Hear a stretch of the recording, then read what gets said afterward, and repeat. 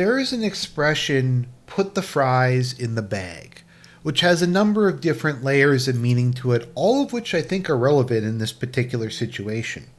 First and foremost, it's telling you to just do your job. You're getting paid to put the fries in the bag. That's your job description. Don't argue with the manager. Don't screw around. Don't argue with the customer. Just put the fries in the bag.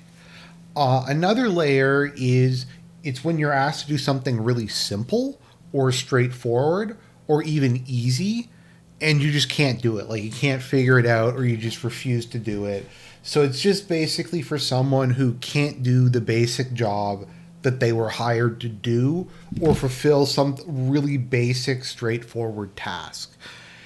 And in the spirit of that expression, I just like to say, put the summit in the bag, or put the summit in Budapest. Put the summit in Budapest, I guess is what would apply in this situation. So I talked about this a little bit earlier. Basically, Trump got into a fight with Zelensky again.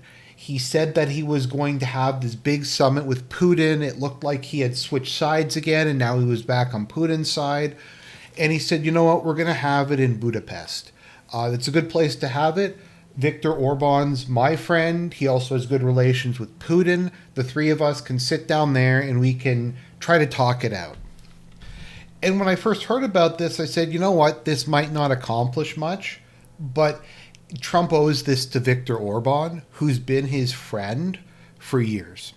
Viktor Orbán has taken so much crap for supporting Trump through Jan 6th, through the Biden years, for basically being just a loyal friend, not being a fair weather friend. Not like Starmer, not like Macron, not like Merz. These people who just shit on him for years, and in the case of Starmer and I think Macron, actively tried to sabotage his campaign in the U.S. and sent like staffers to try to work against him. And now they're sucking up to him. But Orbán didn't do that. He's been on the same page. He's always spoke highly of Trump. And like, you know what? This is the least you can do for Orbán. Even if the summit's not going to accomplish anything, you can go to Budapest. You can take the picture with him, Putin, and yourself. You can have a press conference together. You and Putin can both say, look, Orbán's a good guy. He's actively trying to bring about peace. And look at this success where Putin's having a meeting in the EU with the leader of America. It's a step in the right direction. So like the whole thing really kind of writes itself, and it would have been a win for basically everybody. So like I said, it would have been a win for Orbán. He could have gotten the picture of him with Trump and Putin and shown that to the Hungarian people. There's a major election coming up that's going to be difficult. That would have been good. He could have showed this off to the EU and said, look, my tactics are working. I was able to bring both sides together. Once again, whether it accomplished anything or not, it doesn't really matter. He got Putin to come into the EU and have a discussion with the president. That is progress. That at least makes the last couple of years look like it wasn't completely pointless. And Trump likes to go on about loyalty all the time and how much he cares about it. And I'm sure Putin would also like to do something nice for Orbán, because Orbán's been like the only person who's treated him like a human being, other than maybe Fico in Europe, who's actually willing to like talk to him and speak to him in a civil and a respectful fashion. And I could see Putin of also going, look, I don't know if this is going to work out, but I'll go to the summit. I'll put the summit in Budapest. My friends in the third world like Brazil, China, India want this thing to be resolved diplomatically. I'll play ball. At worst, I waste a day or two. I help a friend out and I get some good photo ops. I think is what Putin was thinking. He hadn't exactly agreed, but he probably would have showed up if Trump had of. Now, there was some concerns that this was a bad idea. And I'll address those before we get into the rest of it. But there's concerns that it's a bad idea to have Putin go into Europe at all. that there's such a high chance of shenanigans. Even if Bulgaria claims that they would have given him access to their airspace, who knows? I, for my part, think Orbán would not have done any shenanigans. It's just not the kind of guy he is, in my opinion. I think he would have done everything possible to ensure that Putin had a safe and secure time in Hungary. But there's the three-letter agencies, there's the EU, there's the Ukrainian LARPers. So if you wanted to say it was a bad idea from that standpoint, I think that that's understandable. But then again, there's ways to deal with that would have allowed Orbán to save face. Like Trump and Putin could have gone, look, we appreciate it, we would have it there, but we have these security concerns. I mean, it still would have looked bad, but he could have been able to save some kind of face on it. I mean, some might say if it was impossible, it shouldn't have been suggested in the first place, but I don't know. So really, all they needed to do, like the summit in Alaska was like 3 hours long or something.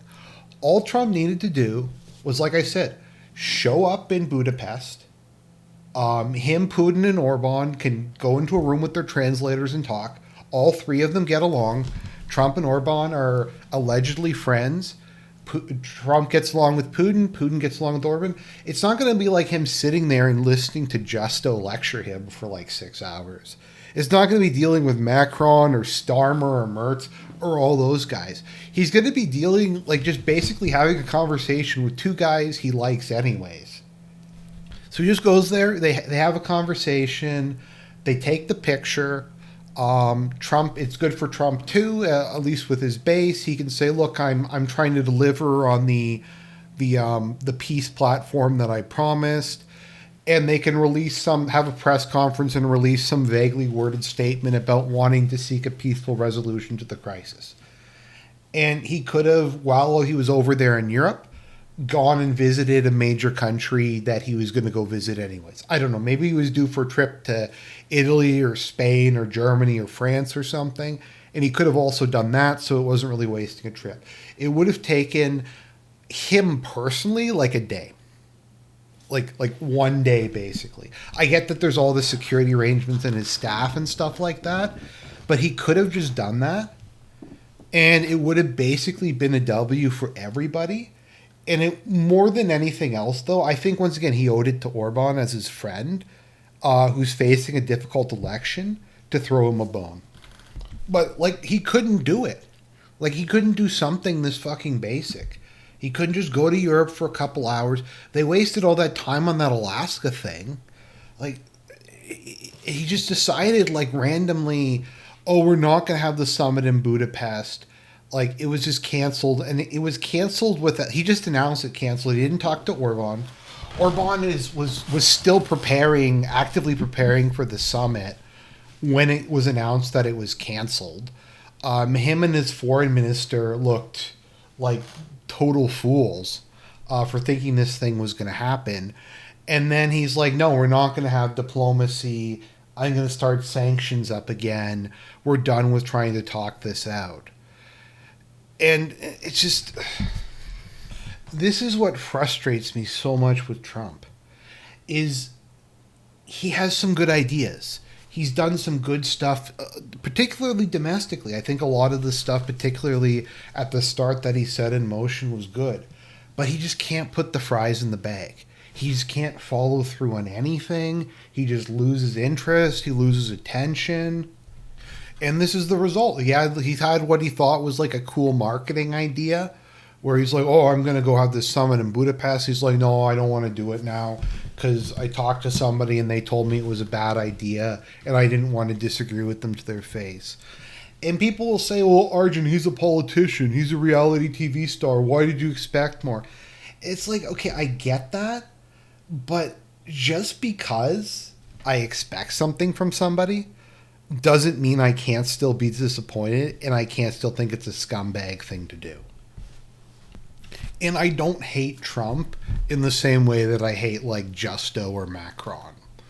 I don't dislike him as much. There are some good things he's done. There are some things that's sympathetic for him. He has done some good, at least for the right. But it's just, he can't put the fries in the fucking bag. and just deliver on like any of the stuff. I think there's part of his thinking is because someone wrote a book for him called The Art of the Deal like 30, 40 years ago or however long. He has this idea that he has like that he has like 20 charisma, and he always rolls a natural 20 on diplomacy checks or something like that. I think he thought, like at Alaska, if he could just sit down with Putin, shake his hand, and look him in the eye, he could get Putin to agree to just leave Ukraine. I honestly, the more time goes on, the more I think that that is what he thought was going to happen.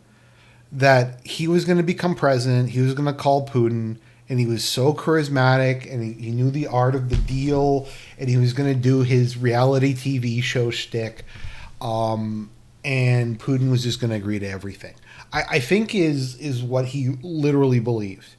And after he met Putin in person and none of that wound up happening, I think he just kind of lost it. And he's like, okay, well, Putin wouldn't acknowledge how great I am, and I'm not going to get the Nobel Peace Prize because of this. But once again, I mean, you can say Trump is a neocon, you can say he's a Zionist, whatever. But I just, to me, that's almost kind of an excuse. Because there's different levels of being bad, and you can be bad in some ways, but not bad in other ways. And honestly, just on a personal level, I'm sure Trump's done bad stuff like this on a personal level, but this seems like a new low to just do this to Orbán. And now he's going to have to try to figure the whole thing out and try to get out of whatever the mess that he's in.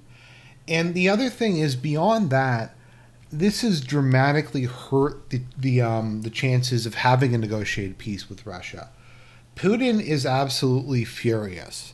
The Duran was talking about this, and from following Putin over the years and Russian politicians in general, I've noticed this too. When a Russian politician is really, really seething, they will just not mention the person's name, and they will just refer to them by their title.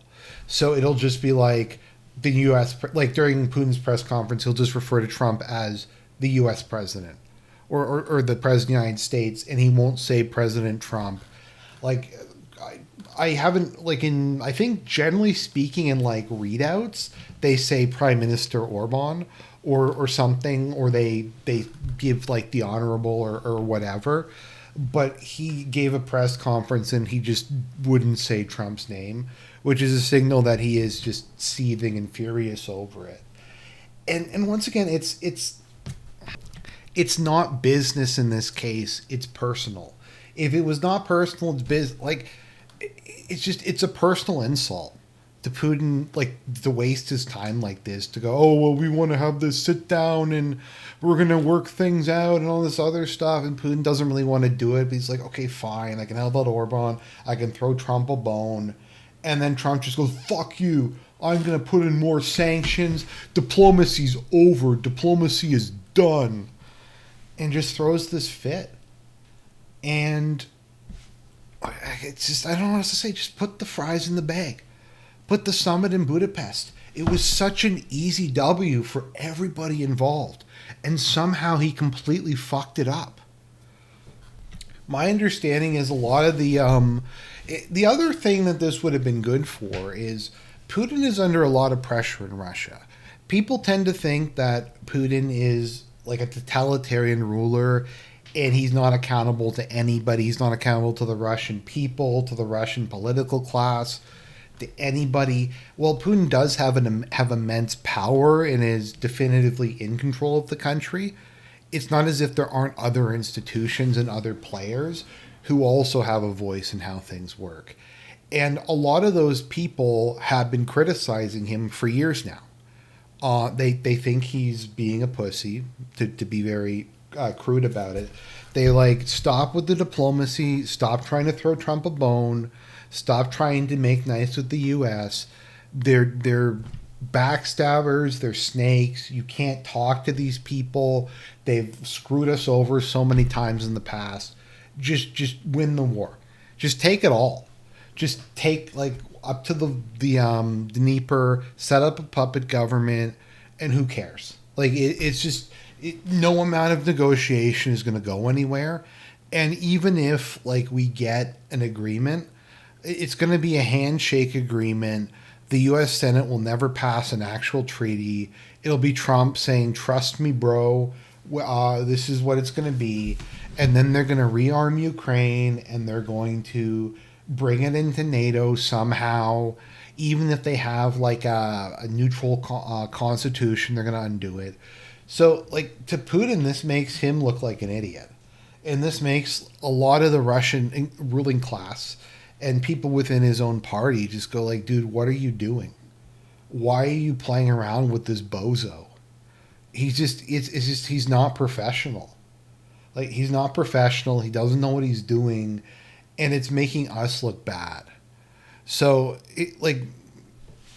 Vladimir, if the guy can't put the fries in the bag. Ironically, he did actually kind of do that when he was working at McDonald's. And I guess maybe that's the biggest irony of this whole thing, is that he could actually physically put the fries in the bag, but he could not metaphorically put the fries in the bag. And so we lose out on an easy W. Orbán gets humiliated. Putin looks silly. And any real hope of negotiation might be, I don't know if it's gone at the moment, but it's definitely hurt. It's definitely hurt because Putin doesn't want to deal with this. The Russians don't want to deal with this. And frankly, I can't really blame them. If we're just...